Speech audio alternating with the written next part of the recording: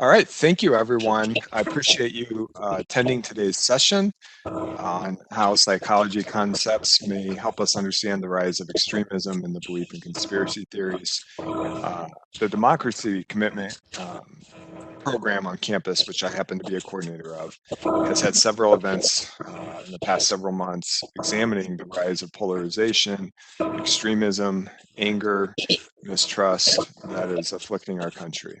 So today we're going to try to understand how psychology concepts may help us understand some of these changes in extremism and belief in conspiracy theories. So my name's Kevin Navertel, and I am joined by three of my good friends and psychology faculty members at Marine Valley. We have Mitchell Baker, we have Dr. Laura Lauzen-Collins, and we have Nick Shizas. And I want to thank each of them. I know that they have spent a lot of time on this topic. We have probably a day's worth of information that we could share with you if you could see the notes that our panel members prepared. But I think the idea today is we're going to start off with around 10 minutes for each of our three panel members, and then we would open it up for any questions and comments that people may have in the chat. Otherwise, I have some follow-up questions, and we could also allow our panel members to go into other content that they had prepared that they may not have gotten to in their first discussion. So with that in mind, I'll turn it over to Dr. Laura Lauzen-Collins, who happens to be teaching a class on the psychology of conspiracy theories, and she really focuses on our psychology classes dealing with social psychology. So it's interesting and exciting to hear from Dr. Collins of what she has to offer for us today. Thanks so much, Kevin. So there are a lot of different things that go into why we believe in conspiracy theories and why we are drawn to them. And I know that Mitch and Nick are going to be going over some of these factors as well. So I wanted to focus on some of the social psychology connected to why we tend to believe in conspiracy theories. And from a social psychological perspective, I think that there are really two main factors that draw us in. That first factor is that the way in which we think is flawed and is often irrational. So we have kind of two main tracks of thinking. And by the way, are you guys getting feedback on your end, or is it just me?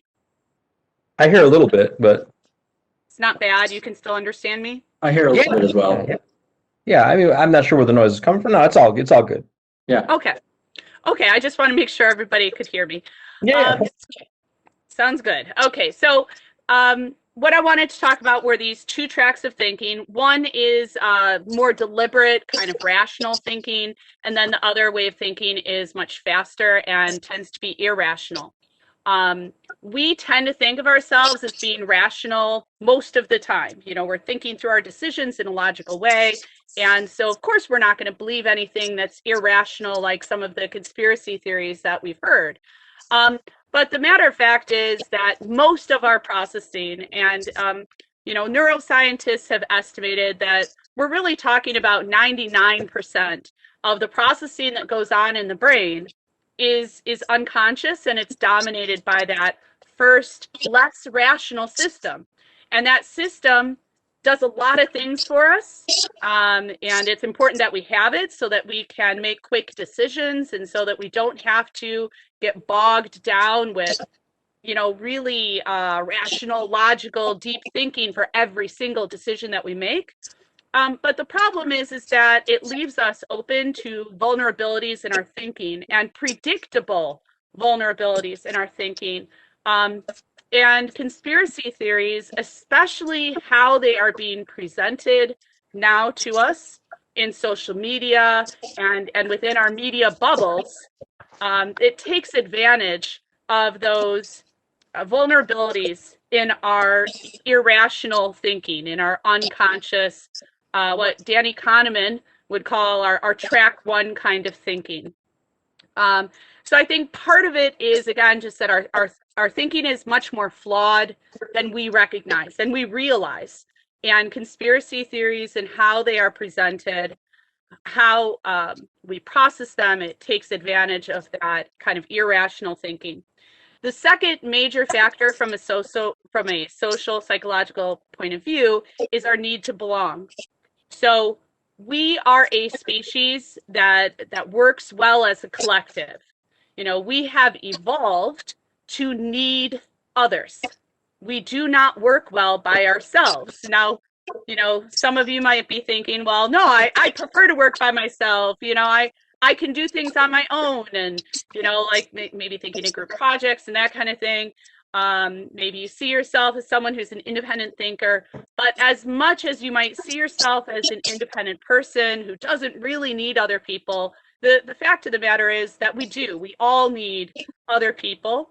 And when we don't have those connections, it's not good for us. It's not only not good for our brain, and our emotions and our ability to think through things, but it's also not good for our body. It can make us sick.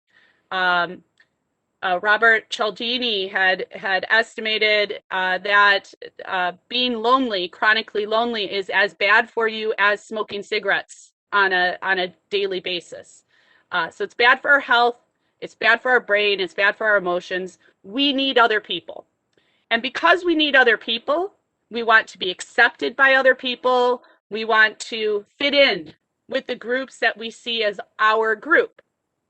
Again, conspiracy theories take advantage of that. Some conspiracy theories give you a real sense of belonging. You know, I think about QAnon, for example. Many people sitting at home, feeling lonely, feeling disconnected from friends and family, not being at work, and they find this group of people that all see themselves as outsiders and, you know, people seeking the truth, and they feel this sense of connection to the other people in this community, and it does become a community, you know, and they care what the other people in that community think about them. And once you start seeing that group as a community, you process the information that they give you differently. You are less critical of it. You are more likely to take it just on faith based on what the people in your group are telling you. And we even now have evidence from fMRIs that there are different neural networks that process information from our in-group versus neural networks that process information from our out-group. We also know that when we're presented with information from our out-group, that tends to trigger a fight or flight kind of response, a feeling threatened kind of response, and that automatically makes us think a lot less rationally. And so we tend to believe what the people in our group are telling us. We process it through a different social lens, but also a different neurological perspective. Literally different neural circuits are processing that information, as opposed to when we're seeing information or hearing information from people who are non-believers, who are outside of that group. The last thing that I wanted to say about the need to belong is that, you know, if you don't already believe in a conspiracy theory, you know, that conspiracy theory is providing you with a sense of belonging and, you know, group, you may be exposed to conspiracy theories through your media bubbles, you know, through the information that you're being presented with, that your group believes. That once you start getting exposed to those ideas and you go kind of further and further and further down through those ideas, again, you're making more and more connections with that group, and you're starting to see that group as us as opposed to them. And I have no idea where I am on time. I guess that's about right, right? Yeah, it's actually 10 minutes on the nose. Perfect, Okay. Laura. And we will come back to more of what some of the other information that I know you have prepared as well. So, but at this point, I will turn it over to Mitch. All right. Thanks, Kevin. I appreciate being asked to be part of the panel. It made me, as I was doing some of the research for this, it made me even question, some of my own bubbles, right? And how do I access information? There's a lot of perspectives in psychology, and you're going to hear some different ones from my colleagues and a lot of overlap as well. However, one of the things that I subscribe to is that the idea of behavior is primarily intentional and purposeful. And because of that, I believe behavior is the outgrowth of a motivational need, often not satisfied. And that's where I'm going to primarily focus my time today, on the idea of motivations. The field of anthropology uses a concept of listen. I'm hearing a lot of feedback as well. I don't know if you guys can mute yourselves if you're not, the panelists if you're not talking, but maybe it's just my end. Sorry.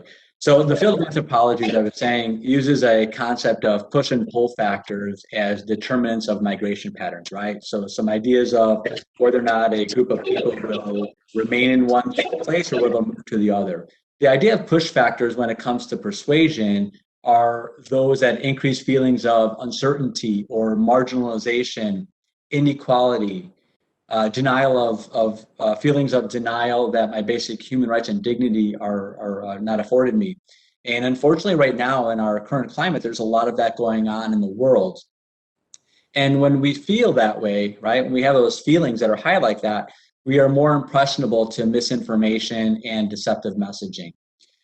The context or environment, right, if you will, shapes what and how we think. And a large part of our social context now is consumed and experienced through social media. And these apps and platforms are primarily designed to show you posts that you like to increase your engagement. So they keep bringing you back. That also helps with their bottom line and makes them stronger. So the exposure to the way to information is primarily with views you already agree with. And this creates a confirmation bias, right? So not only will we seek out information to confirm what I believe, but it also allows me to interpret information in a way that helps me sleep at night and confirms what I believe. Now, our information consumption is frequently become this proverbial like bubble or echo chamber, and these filter bubbles now are preventing us from hearing countering arguments or differing sets of information. And the biased content not only is just information anymore, but it actually is, we're starting to see research on how it's influencing and misinforming on how people actually behave in the real world. And we saw this with messages about the last election and behaviors around COVID-19. How do people respond to things? The fact that we have widespread polarization right now, which is essentially a form of extremism, right? Operating on these ends of societal norms, right? So when we were talking, a lot of psychological concepts of group polarizations are really applied to this idea of extremism. And so when we have this polarization or extremism and these strongly held beliefs and conspiracy theories, in my opinion, this is like a symptom of a much larger problem. Some might look at the idea that we have conspiracy theories or extremist behaviors as the problem. But I believe that if you were to mitigate the problem, those symptoms would go away. And so these problems stem from three primary motives. And most of the research I'm sharing with you now is coming from Karen Douglas. It was done in the last couple of years. And she identified three motives. And the first being epistemic, the second existential, and the third social. So the epistemic is the need for knowledge and understanding, or the desire to have information. As people, we all have ideas about things. We have our truths, if you will, in air quotes, and we want to feel certain about those truths.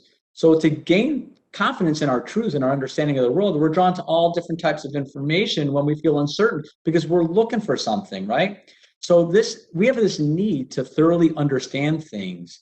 And if times of ambiguity, we reach for like a lifeline, a lifeboat, if you will, that'll hold us, we'll hold on to anything that's going to give us a sense of stability. And even when it's inaccurate, sometimes we don't even are able to identify the inaccuracies. We prepare ourselves to defend our beliefs from disinformation, right? Like, so if I know you're coming at me and saying some counterpoint, I'm gearing myself up to ready for this fight, right? And I'm only entrenching my beliefs. This is a major problem. We lack information literacy skills. And this is one of the big issues we face today is we have an abundance of information that's aggregated and no way to vet it, right? So we don't have this ability to find and evaluate sources.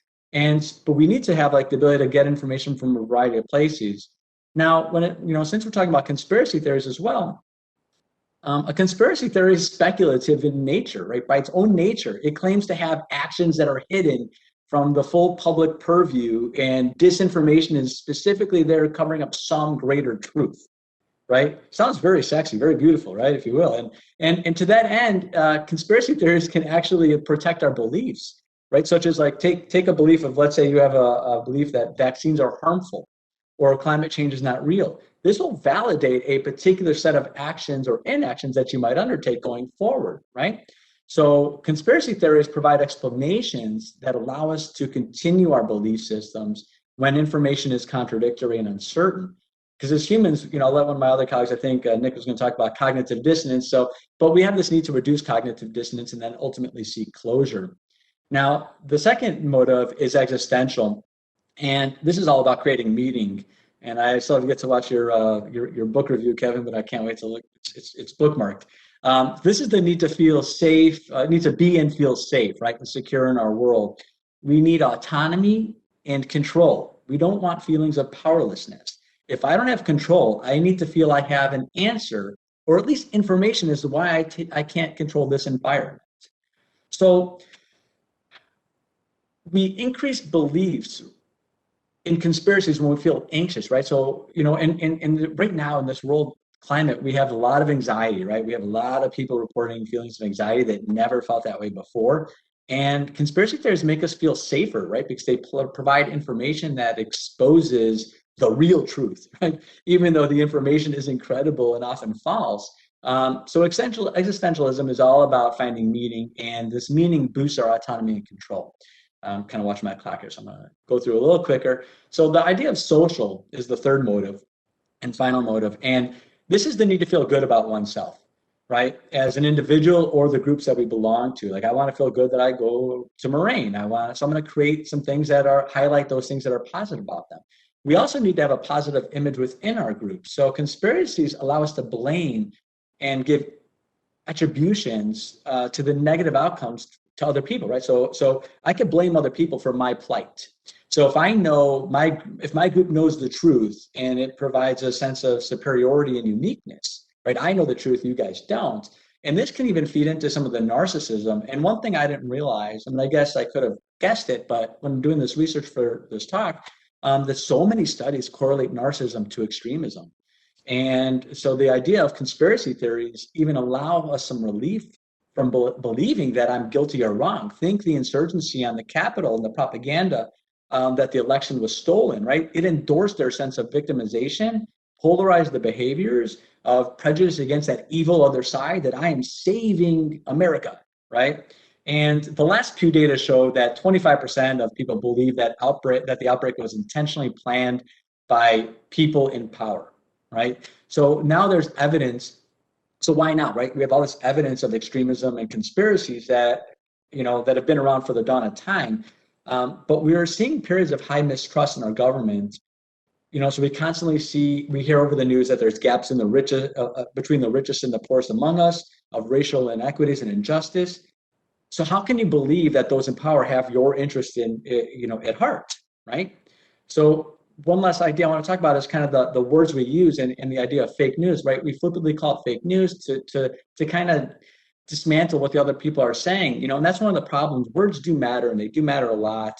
When we call it fake news, we need to really label it for what it really is, which is misinformation, and specifically often deliberate misinformation. And when we label something as fake news, it's an unsophisticated term, which only idiots can fall for, and I'm not an idiot. But when you deliberately misinform me, then that's a violation of the trust.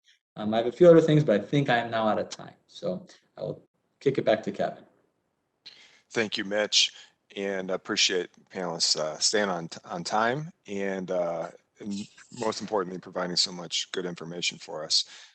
Before I turn it over to Nick, just remind those of you who are listening or watching our presentation today that you can ask any questions or make comments in the chat box on WebEx, and we will get to those after Nick's portion.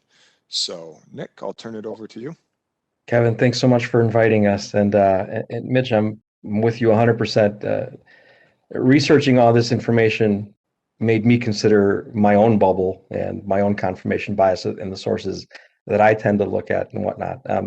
And so I'm going to talk a little bit about foot in the door technique. I'm going to make some parallels to cultism, talk about a little bit about cognitive dissonance. But as I was researching all this information, when you look at the rise in extremism, something that I cannot overlook is that a lot of individuals who take extreme views or extreme actions, they feel like their nation, their traditions, culture, and religion is being threatened with perceived or actual threats. And so, Kevin, I know we spoke earlier today, and some time ago, we talked about people's identities being threatened. And so because of these threats, they feel a sense of anger, resentment, fear, shame, distress, I would imagine.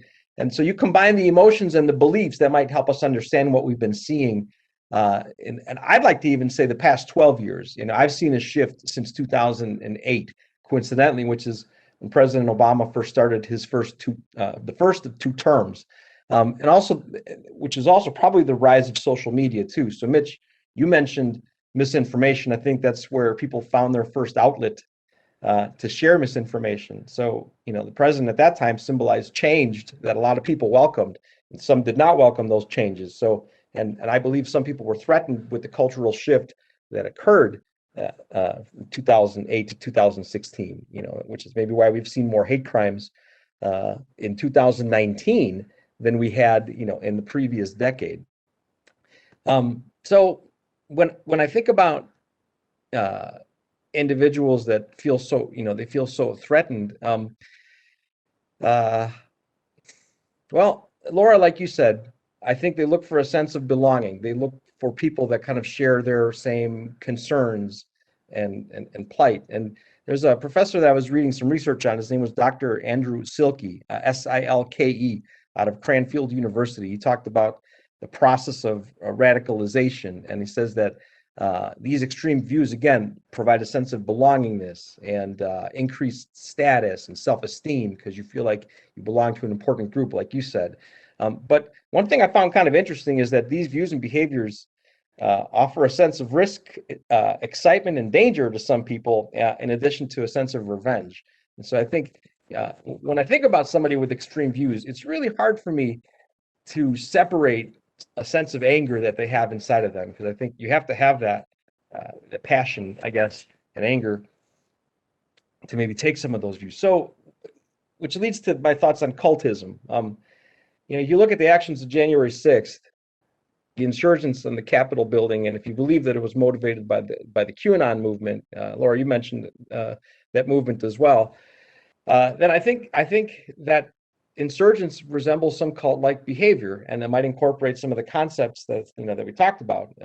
I think it's appropriate to use the word extremism because, again, this is a very extreme and tragic event. 5 people died, 140 people were injured, and so I think when you look at how this could happen, how could somebody travel all the way to D.C., go to a rally, and then storm the Capitol building and break through its doors? I'd like to think about the foot in the door technique that many of us teach about in social psychology. I read about a little bit of the recruitment process and techniques that some people in the QAnon movement used with different variations of the Save the Children movement, which is not affiliated actually with QAnon, but they talked about saving children to encourage people to care about their cause. So it's entirely possible that individuals who care about saving the children donated to candidates that either supported QAnon or chose not to disavow the movement, and who talked about taking down the belief of the Democratic leaders and the Hollywood personalities who were part of this secret cabal of pedophiles who molest and eat children. And if we believe that to be true and that is actually happening, then I suppose that does need to be stopped. So if you believe that that threat exists and you want to support those candidates or the people who are going to stop that threat. So then we attend rallies where we gain a sense of belongingness and perhaps we get other needs met. So again, this is an example of the foot in the door technique, which is the process of using small favors incrementally to encourage people to agree to larger requests or behaviors. So we start out by watching a video that is sent to us from people that we trust, and it talks about saving children. And then we might donate to somebody who appears to support the movement. Then we attend a rally where our beliefs and sense of importance is validated. Then if we become fully committed or we commit ourselves to this movement, we might be moved to take action at the Capitol building, especially if you believe in the QAnon movement and you believe that Donald Trump was the only candidate who was working on bringing evil people to justice. So in essence, if you think about it, in their minds, if you take the perspective of somebody in the movement, they were storming the Capitol building to save the world. And that's how they'll explain it. And again, it all started with the foot in the door technique. So how am I doing with time? I think we have a few more minutes. Yeah, you're good. It's okay. Thank you, Kevin. Now, if you think about, Mitch, you talked about confirmation bias as well, which is something that I was reading about. If you think about it, it's possible that you might surround yourself with others that have the same beliefs and shut out people or sources that have dissenting opinions. So anecdotally, I suppose if I challenge somebody's belief about their commitment to QAnon or other extremist ideas, I suppose they'd shut me out too, and they would view me as their enemy or an accomplice to the cannibals. And so as a result of that confirmation bias, they would only surround themselves with true believers. And this might lead to a rise in extremism as well, because it's easy to create a bubble of information that confirms what you believe and push out people, who dissent. A couple words maybe about cognitive dissonance, which is the other concept from social psychology that I was going to bring up. I reread this classic textbook by a social psychologist named Dr. Elliot Aronson called The Social Animal. And in that book, he talked about how Osama bin Laden was able to encourage extremists to take their own lives by taking advantage of cognitive dissonance. So if you parallel that,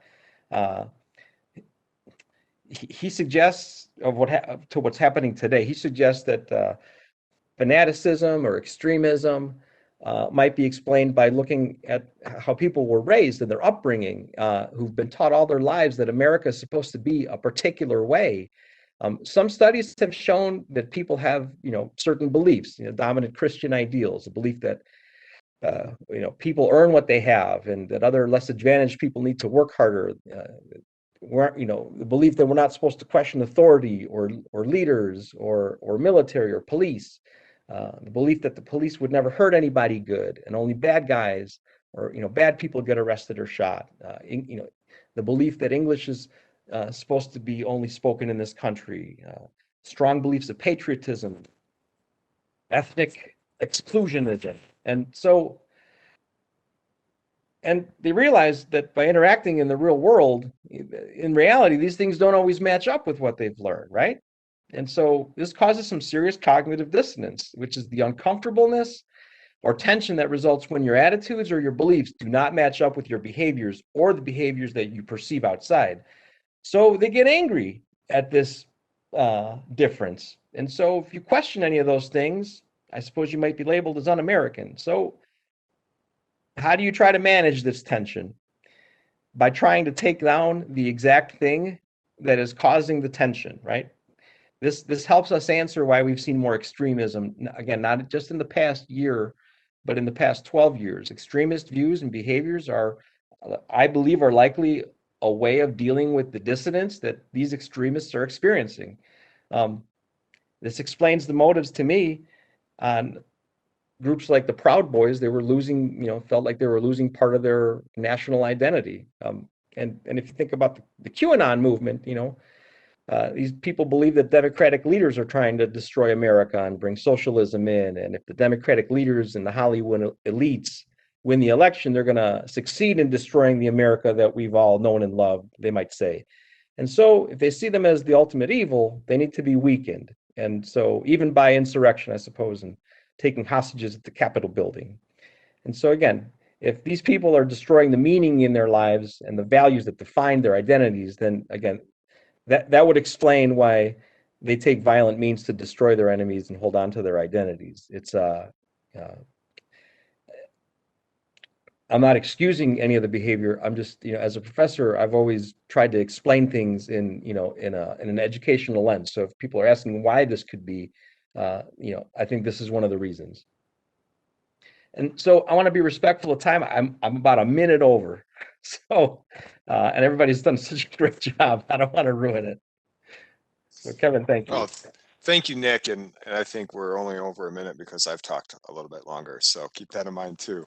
But I did want to provide an opportunity for questions from anybody who is attending this WebEx session.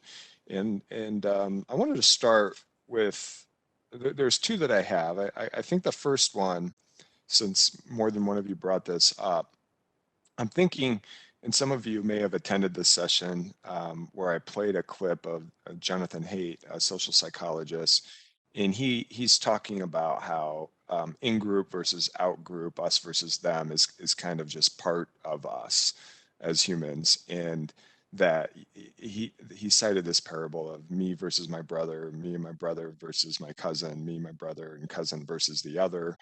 And so I'm thinking of that in terms of 2021, where our world has really shrank. And I'm just wondering, with our ability to be able to have videos and kind of see what's going on all throughout the world, why wouldn't the us versus them, why wouldn't the us expand and be bigger to include, let's say, all Americans versus them being outside the United States, instead of it seems to be so exacerbated internally, where the us and them is like Democrats, Republicans, or some of the divisions that we have internally. If that makes sense to you. Okay, so I'll turn it over to any one of you who would like to take a response to that. I'll take a little stab at it. Nick and Mitch, you guys definitely jump in. But Kevin, I think that it comes down to whatever ideas are dominant at the time, what's dominant within your media bubble at the time. I'd like you to imagine a scenario where later today aliens cover the globe, with spaceships, and suddenly the entire world is under attack. That line of us versus them would shift radically. And it's always shifting, it's as you were talking about, me versus my brother, and then me and my brother versus my cousin, me, my brother, my cousin versus, the next group. There is a lot of shifting, and I think it depends on, again, the dominant ideas that you are embedded within, so I think that it's going to depend on the groups that you're in and the information that you're being exposed to, kind of your social and media reality. And if your social and media reality have nothing to do with politics, then us and them are going to be totally different things. It might be Cubs fans versus White Sox fans, or it might be, people from Illinois versus people from Indiana, or again, it can shift. And I think it shifts depending upon, psychologists would use the term what's salient at the time, what's salient in your media environment. And so, what's going on in your media feed? Is your media feed dominated by politics? If it is, then that us versus them group of Republicans versus Democrats, or QAnon believers versus non-QAnon believers, that's what's going to be dominant. That's my first, kind of stab at that. Mitch and Nick? If I may, I'll jump in a little bit. I was going to say, I think Haidt also said that unless the aliens attack the world, there'll never truly be an us versus them, right? You brought that up. So A couple of interesting points, though, to that idea about the world being smaller, right? The idea of globalization. And it made me think, it made me remember that I teach an IO class, a business psychology class, and it's got to be like 8 or 9 years now. I used to assign this article that talked about, global economies, right? And it was reports of, it was actually interviews with people in different fields. And the one that I remember like off the cuff was this one guy who lived like somewhere like off, like in New England area, and he was an investment banker, and he was talking about how his needs are more in common with another person that's in England or China than they are with his direct neighbor, right? And how that the needs aren't so localized anymore; they become more widespread. So the identification of this us versus them, given the digital world that we live in, becomes a little bit like more difficult to navigate. It's not as clear cut as like I live in this little area, and because of the different perspectives that we might have from house to house. And Kevin, this will be your area more, but like the idea of gerrymandering, I mean, and really trying to create like secure voting, silos, become really critical to do this. So, and the reality too is, I mean, we live in a society right now that that we debunk science, right? We don't even have value in the science. So anyone with a Twitter handle is now an expert. So I mean, it's really hard to figure out how do we get this, and it's really easy to see how we can have this rise of extremism and beliefs in conspiracies. So. Yeah. And if I may take a turn at the question, I was the thing I think that best correlates here is this idea from cognitive psychology called the availability heuristic, right? Which is it's almost very similar to what you just talked about. What information is most available to us is the things that we've been watching and hearing about for the past 4 years.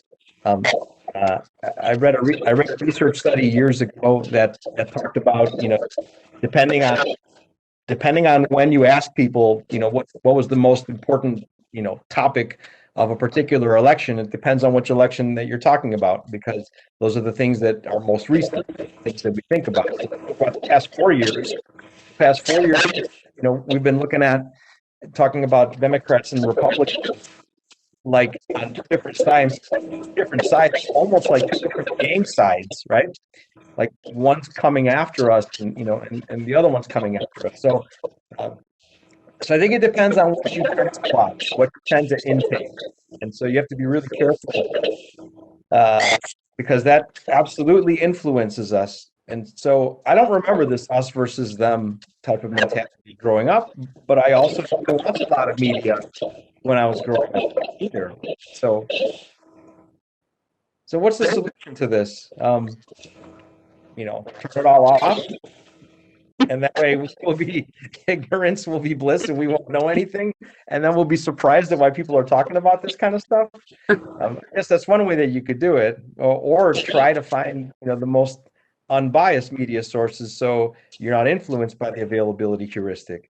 So I was surprised. I was taken back in the past 4 years. There were, anecdotally, I've had a couple people that I'm semi-close to, saw me as an adversary for some of the things that I had shared and believed, and I would have never thought in my life that somebody that I've known for 30 years plus would see me as an enemy. And so it's surprising. But listen, folks, if you watch Fox News all day, that's going to infiltrate your thoughts. If you watch CNN all day, that's going to dominate your thoughts. And I mean, and if you look at the availability heuristic, those are the things that that we think about. It's no surprise that in this recent election, in my local election, people were sending propaganda days before the election to keep that information available as you vote.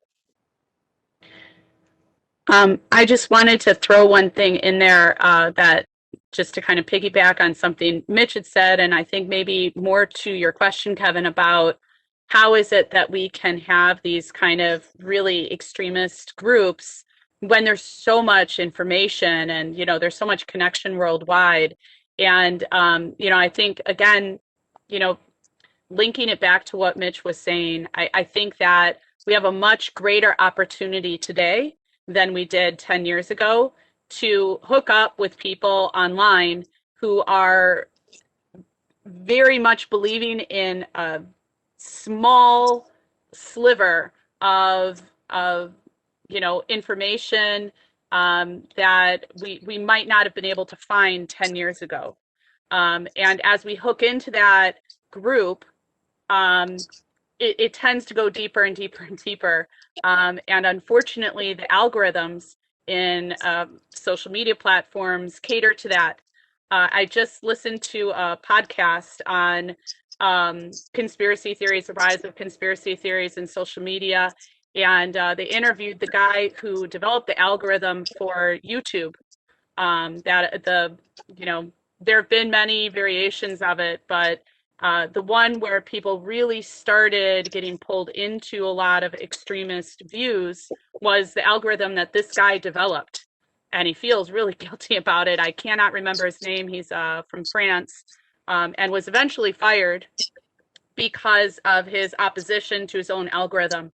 But essentially, what he and his team were told was we need to optimize viewer hours, viewer minutes. So whatever is more interesting, more extreme, that's in line with the person's current view, that's what we want the algorithm to show them. So you might start off with a Fox News clip, and that leads you to, something that's a little bit more extreme but more interesting. That's maybe less based in reality, which then leads you to another one, which then leads you to another one. And he had suggested to Google at the time, how about we give people opposing views? Maybe we could do like a balance kind of thing in the algorithm. And they never let him do it past the kind of thought process stage, because they said that's going to decrease our hours. That's going to decrease our viewership, and that's our goal. Our goal is not to make sure everybody's well balanced. Our goal is to make sure people stay on the platform and consume as much as possible. So anyways, I'm sorry, I kind of went on a bit there, but when you were talking, Mitch, it just reminded me that just because we have access to a ton of different balanced, valid, fact-based information doesn't mean that that's what makes it to our phone or our feed. No, it's true. And just a thought on that point is this: I don't really know what's happening in the high schools or not. You know, but I hope that there's some way in some class, that they're at least providing some type of foundation for media and information literacy skills, right? That's all I can ask for, because it's an important thing going forward for people to be able to analytically, or not even analytically, but objectively evaluate the information. So, Mitch, I was thinking the exact same thing as I almost predicted I was going to say information literacy. I mean, we have to have that. I mean, if students don't necessarily get it in college or university, then you would hope that in high school that they would. I mean, it's one of the big things. It's one of the big things that most of us teach about, is being able to analyze information objectively. Let's hope that they would. Yeah. Great point. Just to tie that all together, I think it's almost like an autoimmune issue where we're kind of turning inward and with finding enemies within. And as you all three described, in part, right, because of cable news, the way our information ecosystem has evolved over the last couple of decades, cable news being more partisan of social media. And so you were basically saying that we can, despite the world kind of shrinking, we might be able to find like-minded people, not necessarily geographically close, but ideologically close. yeah. And I would want to just point out that I know at Moraine Valley we have information literacy librarian Tish Hayes and Troy Swanson and other people in the library who really focus on this too, and they've put together a lot of great resources on the Moraine Valley library website. But I also just this morning happened to read Dr. Jenkins was in our newsletter was talking about some of the racism that she faced in her lifetime, and she had this line about how we all want to be happy, and we all want a happy life. We all want food to eat. We all want a place to sleep and a safe environment, safe neighborhood.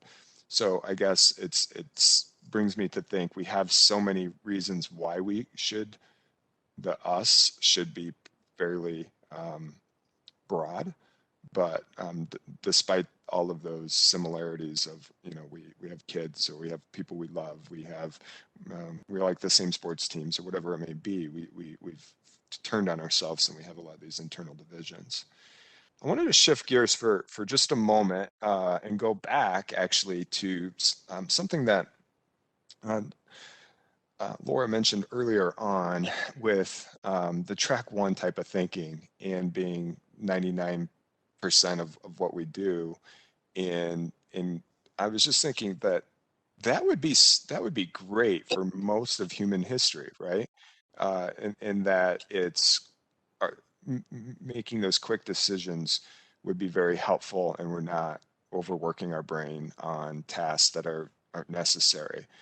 But perhaps maybe in the more modern world, that two-track thinking, and the first track that's being so with the quick decisions and vulnerabilities and so forth and biased, is really problematic for more modern scenarios. So I don't know if it's like our lizard, like our old brain in a 21st century era is like kind of a recipe for disaster.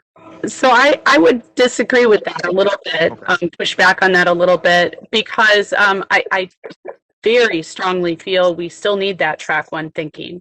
It does a lot for us, and we would not be able to function in the modern world or in any world without it. We have to have it functioning. There was a middle-aged man who had a stroke, and lost a good deal of his system one processing due to that stroke, due to damage in an area of the brain that contributes to a lot of that automatic decision making. He had, at the time he had the stroke, he had a career and he had a family, and he had, like the American dream. After he recovered from that stroke and he was able to regain lots of his abilities, he was not really capable of making fast decisions. He could make thought out, reasoned, logical decisions, but he couldn't make fast, quick decisions. So he would agonize over what color pen to use. He would sit and stare at his closet, as trying to figure out what shirt, what's most logical. And I challenge you to go to the grocery store and stand in the cereal aisle and figure out, using reason and logic, what cereal to buy out of the 100+ cereals. He lost his job, he lost his family, he wasn't able to function. We need that part of the brain, very, very much. We need it. I don't think that it's a question of wanting to get rid of it, or even try to go around it, but rather figuring out a way to use it in a more purposeful way. So, for example, we know that one thing that you can do to help to decrease implicit bias is just exposure to people who are counter stereotype. So, for example, if you believe that women go in the humanities and men go into math and science, or maybe you take an implicit bias test, and it shows that you have those implicit biases, which are dominant in our culture.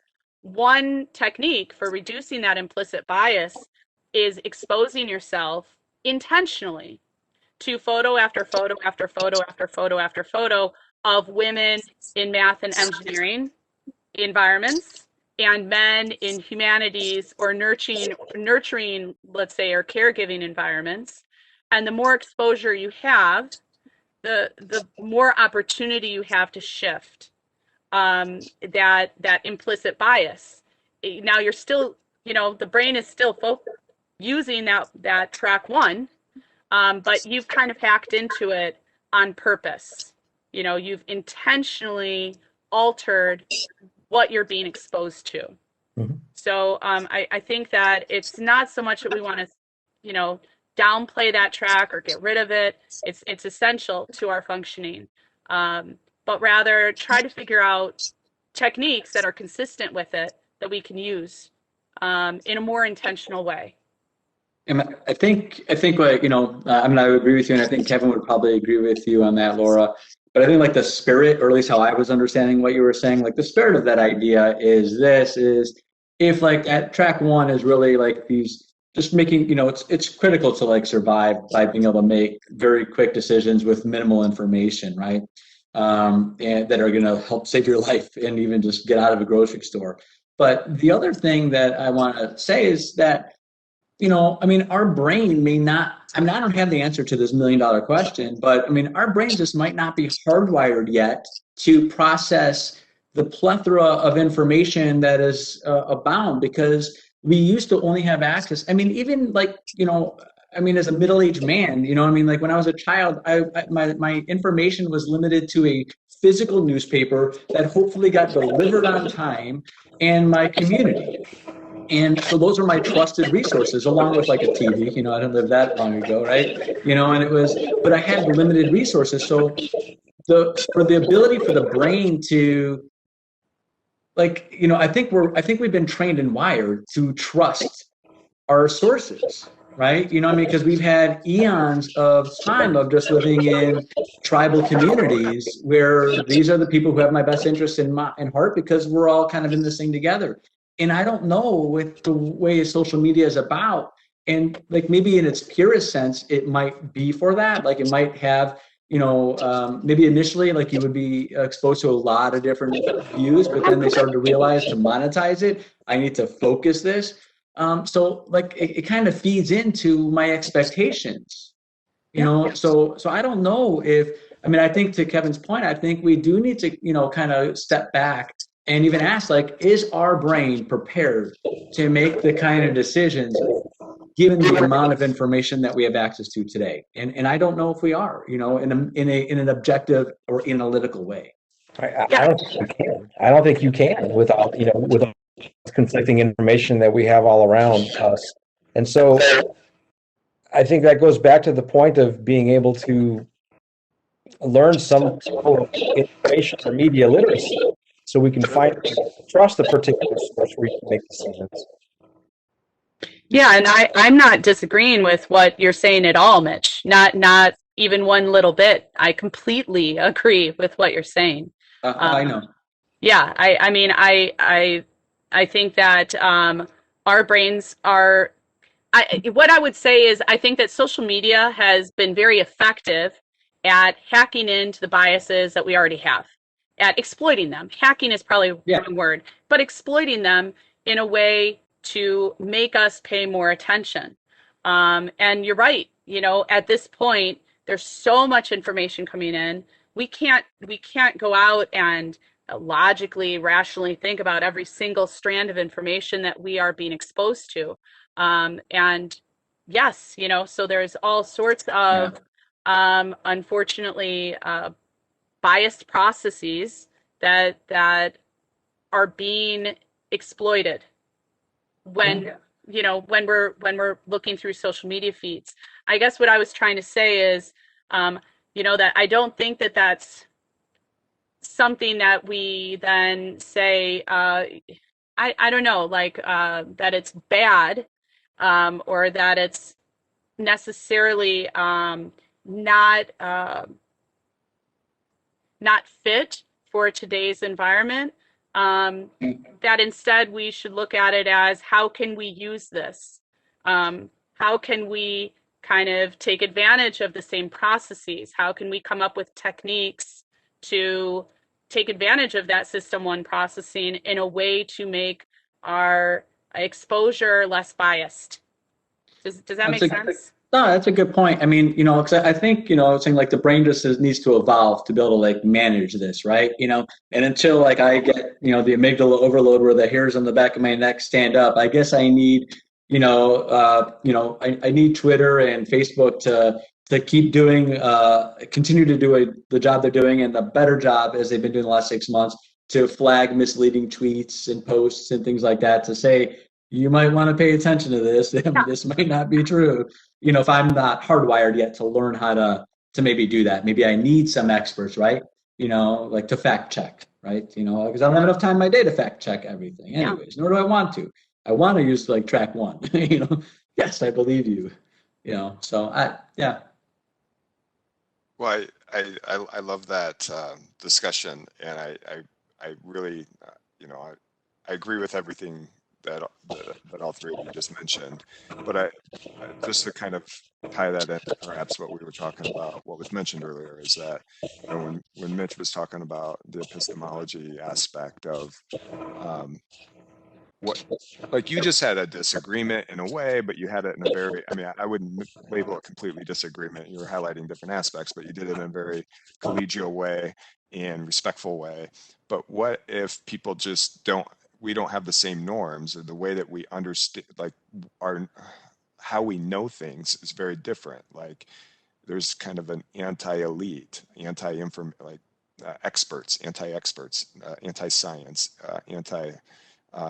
and maybe there's good justifications. It's not really my place to try to explain all those now, but I think it was Mitch or somebody pointed out that income inequality, racism, and so many other just structural systemic issues might lead people to think, well, why don't I have the dream, the American dream, or why don't I have it better than maybe a generation or two before me did? That leads people to this type of anger, but yeah, I don't know. I don't know that I have a question there. I'm just trying to tie into, connect what you were pointing out in your interchange there. So I think at least some of that has to do with social norms, and what has become normative on Twitter versus what's normative in person. We do know that there are different norms for different social media platforms.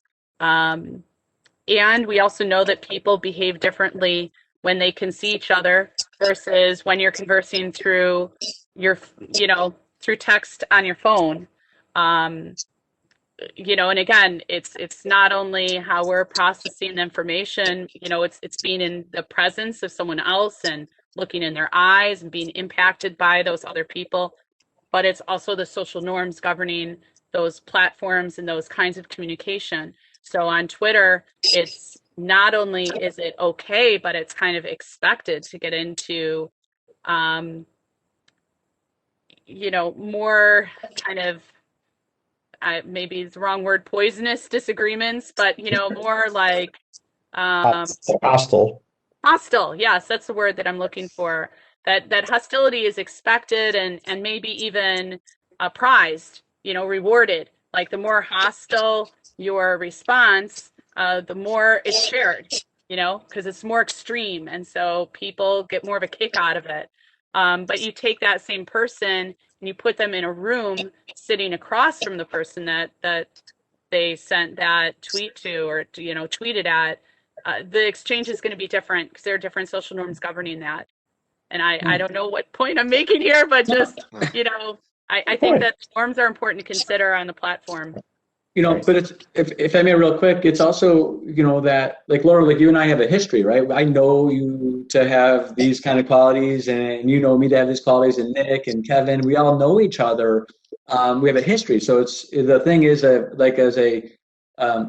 as a stranger who's putting a tweet out there, I don't have that same like background information on you, right? So it's like, so maybe I'm looking for, I do a quick search on you, what kind of party do you have? Where'd you go to school? I try to find some affiliative piece to connect whether I'm going to in-group or out-group you. So, yeah, I could see how that would be a helpful piece if we can have that, Right. That background information, but it's impossible. And folks, if I may, you're not likely of engaging in a physical altercation with somebody online. It's a lot easier to just, log off and go to bed. So you're not likely to get into it with somebody like you would face to face. You're more likely of passive aggressive or direct aggressive. Yeah, I just wanted to perhaps piggyback on this point, in particular norms that was brought up by Dr. Lauzen-Collins, and also kind of get at a question that came up in the chat, because somebody had asked, well, what's the definition of extremism? And I guess there's part of it that, to me, like from my gut, it feels like, well, it's extreme, but what does it really mean? Well, I think when we're talking about political extremism, it means that I think it was Mitch or one of you had pointed out that you're really on the far end of the spectrum. You know, if we have liberal on the left and conservative on the right, instead of being somewhat on the middle end of the spectrum, or middle part of the spectrum, you're on the far end, and you don't really agree with not only people on the other side of the spectrum, but even some of the people who might be on the, you know, if I'm a far right conservative, I may not really even view people who are somewhat conservative as strong enough to be on my in my tribe. And I think we've seen some of that, right? Whether it's a centrist Democrat like Manchin from West Virginia, or more of a centrist Republican like Romney, how they have perhaps each been attacked on their side. But my question, I guess my point I want to get to with the norms is, it was brought up that you, maybe by being so angry and on social media, it's getting more views or it's getting more likes, but it's also maybe signaling to our in-group that we're showing to my tribe that I'm a strong member, and kind of putting my flag up. And sometimes I guess that's a literal flag on Facebook, but it's a way, or Twitter, to try to show to your tribe. And I'm trying to understand this definition of extremism too, and tying this in, is that it's really lacking norms. That if you're not willing to work together, if you're not willing to play by some basic ground rules, that that then becomes extremist when you're not playing by some of the same social norms, political norms. And in my classes, at least, I teach political science. I spend a lot of time trying to show that these aren't always written, but they are really critical in the way that a system or a society can function, and that without them, that we are really that we can't make enough laws to fix a society that's lacking those norms. And so that definition of extremism to be more ideological and more polarized is in essence lacking the norms. And I just wanted to turn it over to any of you to see if you could add to that or contribute to that idea. Well, Kevin, I think some recent politicians, I think, took note of it, put their flag up, and said, I'm going to say whatever I want, and I'm going to be, and it was successful for them. It started to work. And I wonder if we're going to continue seeing candidates like that over our years who take such extreme views with the hope of gathering as many people as they can. You know, Nick, I'm thinking of some of the political members of Congress who have recently raised a lot of money. And I'm thinking, you know, of AOC on the left. I'm thinking of Marjorie Greene Taylor and Josh Hawley on the right. They both broke records. And so in some ways, not only are we rewarding that as consumers on social media by what we click on or what becomes the most trending, but we're literally contributing to it in terms of financial contributions. So in some ways, it works for them. You know, one thing that, I'm sorry, so one thing that makes me think, you know, to kind of spin off of that, is when you're thinking about the extremism, right? You know, if I mean, I don't know if this is appropriate, but if I were to kind of use it synonymously with radicalization in a sense, right? Because I kind of think they're somewhat of a thing, the idea where it's like a matter of degree, right? You're basically trying to mobilize individuals to take an action to the extremes and stay out of the middle. And I think that so much of the cues, like in our society, of the systemic problems we're seeing is trying to eliminate the middle. You know, you have to be on one side or the other. And maybe, you know, I mean, I'm going to create my own conspiracy theory here. Maybe that's the idea of the goal here of having these, of having these really extreme views out there, right? With like these argumentative points of trying to like say that, we're not going to allow people to do is to stay on the sideline. You have to pick an either or. And, and that's where eventually most of us want to stay in the middle of these things and find a common ground. And we all have, things to, and it's become harder to do that, right? I mean, it's harder to stay in the middle class. You're either like becoming this wealthy group or you're becoming this disenfranchised group whose needs aren't even being met. I know I'm kind of thinking out loud here with this, but when I think of the extremism, and the idea, there's so many I see in my own, anecdotally in my life, the information I seek out or the stuff that comes across my way is pushing people into a direction that they're really, that they have to kind of take a side.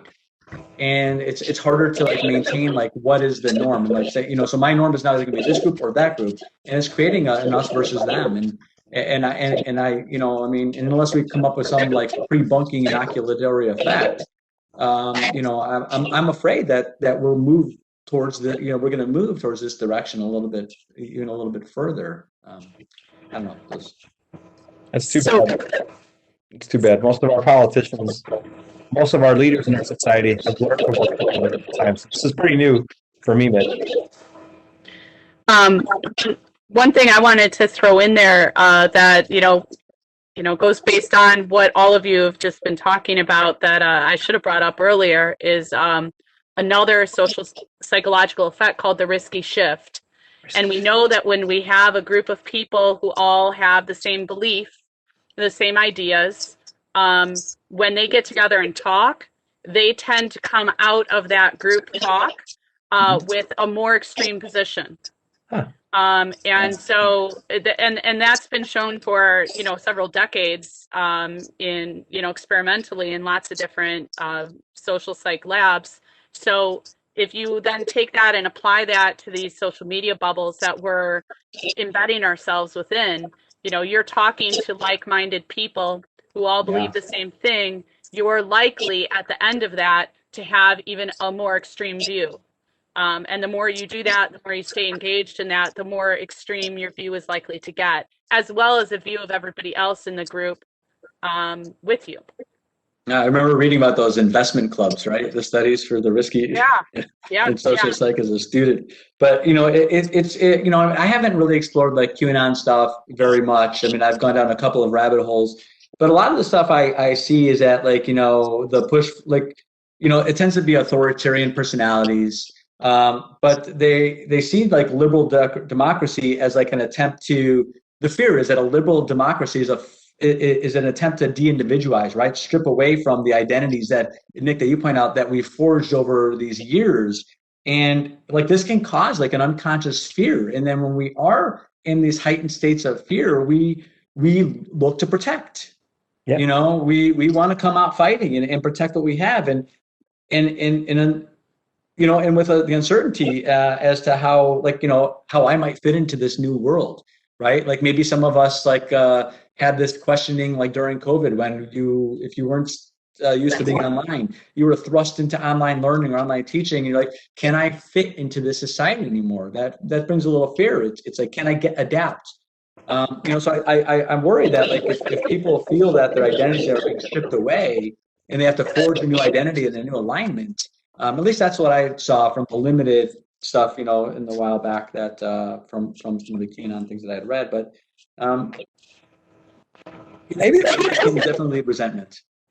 Maybe that's why people maybe that's why they've had to choose sides. I mean,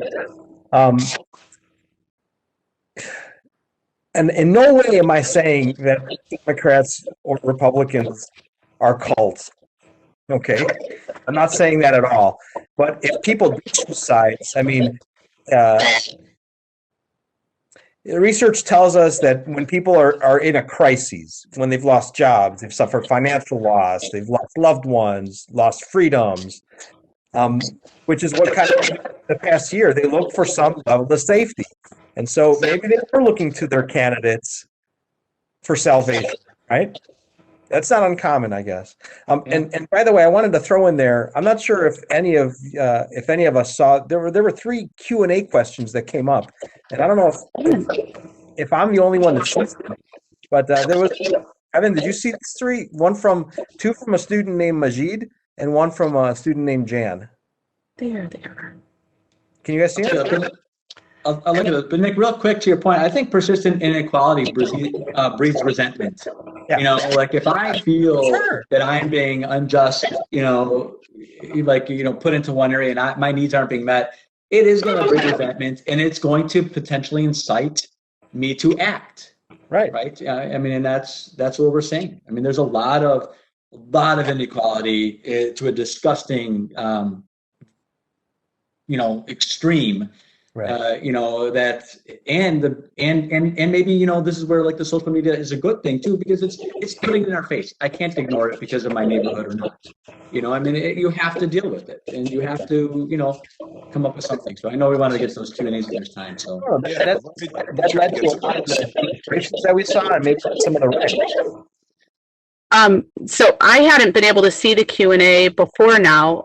Kevin, do you mind if I take a stab at that last question Please. from Jan? Just real quick, Jan, if you're still on the talk, there is a book that's pretty decent. It's called Escaping the Rabbit Hole. It's by Mick West, and he is the founder and the person who runs a large debunking website called Metabunk. And he goes through a number of dominant conspiracy theories and gives examples of people who have been able to extricate themselves from those communities and are now no longer embedded within those conspiracy theory communities have been pulled from them. And so it's a great book. It's on Audible as well. And I think that his main points are, 1, you have to be respectful. So making fun of people, deriding their beliefs, bullying them is going to put people's defenses up, and it tends to make them dig in deeper to their beliefs. 2, you need to find a point of commonality, something that you share. Maybe you're both parents, or maybe you both love the White Sox, or maybe you both watch Dancing with the Stars, or it can be a stupid thing, it doesn't have to be important, but find points of commonality so that you're shifting that us versus them dynamic. And I think those are the 2 major points. You want to, when you're talking to people about their ideas, you want to make sure that you're not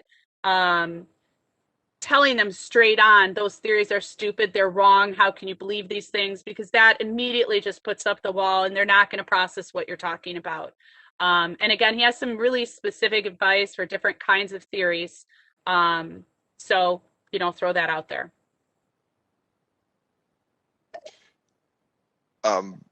Could each of you just briefly mention what extremism, definition of extremism, or definition of conspiracy theory?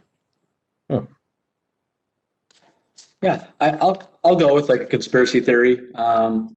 It's basically defined as I'm going to use this one that I was using for this model that came from Karen Douglas, and she defined it as a proposed plot carried out in secret, usually by a powerful group of people who have some kind of sinister goal. Right? And that's kind of the way I've been using that definition, so I don't want to reinvent it. But again, it was defined as a proposed plot carried out in secret, usually by a powerful group of people who have some kind of sinister goal. So, and then the idea of the extremism, I would say, again, is we have these socially accepted norms, and anytime you try to make a movement away from the norm in deliberate response to a deliberate violation of that norm, I would call that extremism. Right. Or an ideology that is very far outside mainstream attitude of society. And it's usually used in political and religious contexts, I would say. That's mainly where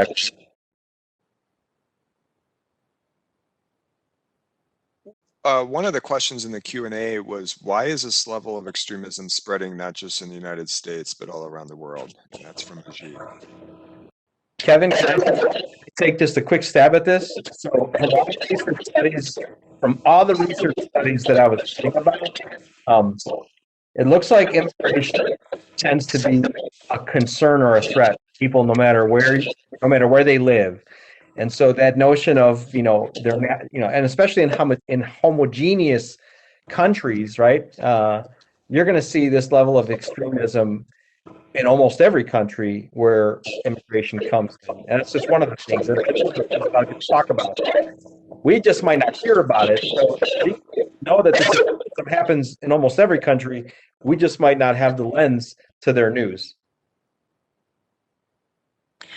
Yeah, and as both Mitch and Nick have already talked about, I think anytime you have social upheaval, Nick, you were talking about immigration. Anytime you have any kind of financial uncertainty, Nick, I know you are very aware of Golden Dawn in Greece, and that happened when Greece was experiencing their extreme financial pressures from the EU back in, I think it was 08, right? 07, 08? I think so. They were an extremist group. I think they're tamped down a little bit right now, right? Yep. But yeah, they're considered a hate group now, and right. Not allowed in Congress. Right. But the point being, anytime you have social upheaval, political uncertainty, an ambiguous situation that's difficult to know what to make of, when people feel threatened, Mitch, as you talked about, all of those factors drive us to want to be safe in a group, want to belong to a group, want to know what's going on, and so we look to our social media bubbles for information as to what's going on, and we tend to believe those bubbles that we trust, that have people whom we trust. And so when you see it going on around the world, we are in a very uncertain time. We just are.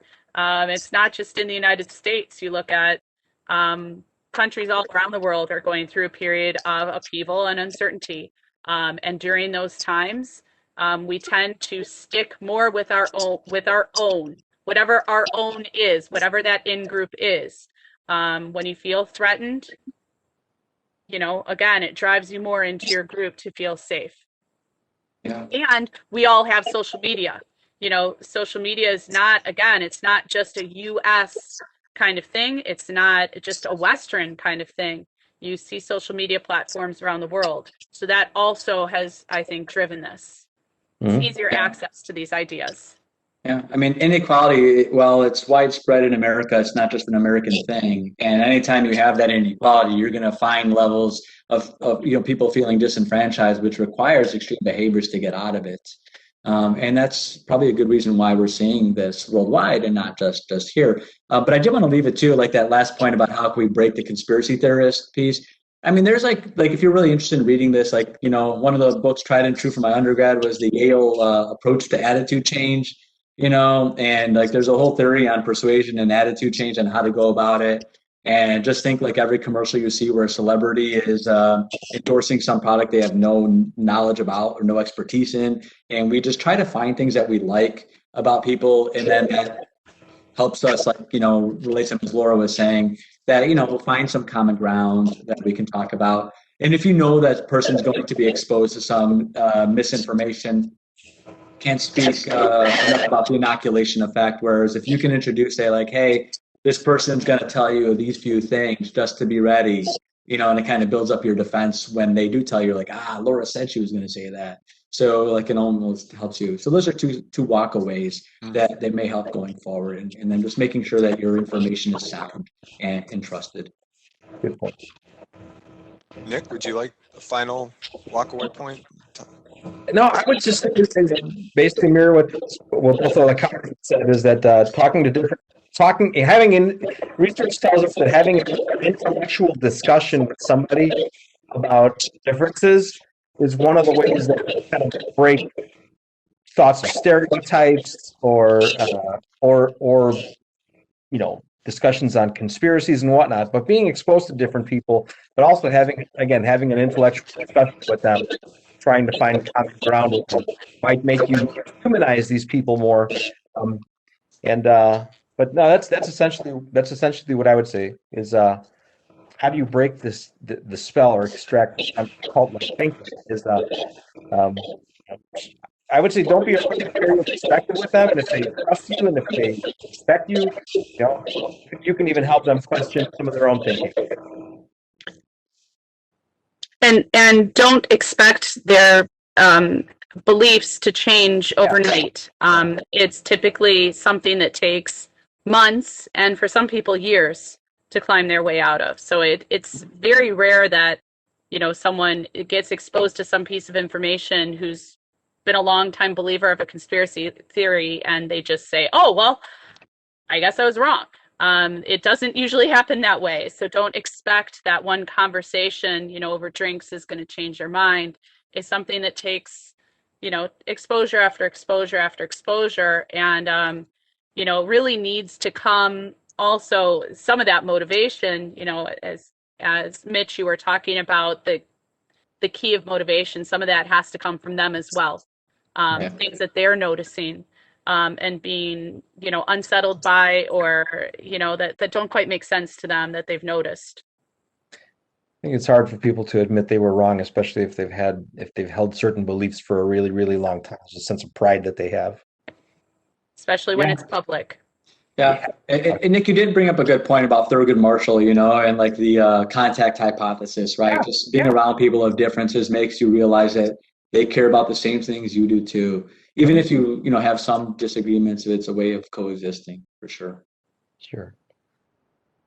Well, Thanks. I want to thank each of the panel members. We're over time by 7 minutes, and I want to respect everybody's time, and I appreciate the participants sticking around. And I'm sorry if we didn't get to your questions, but we are out of time.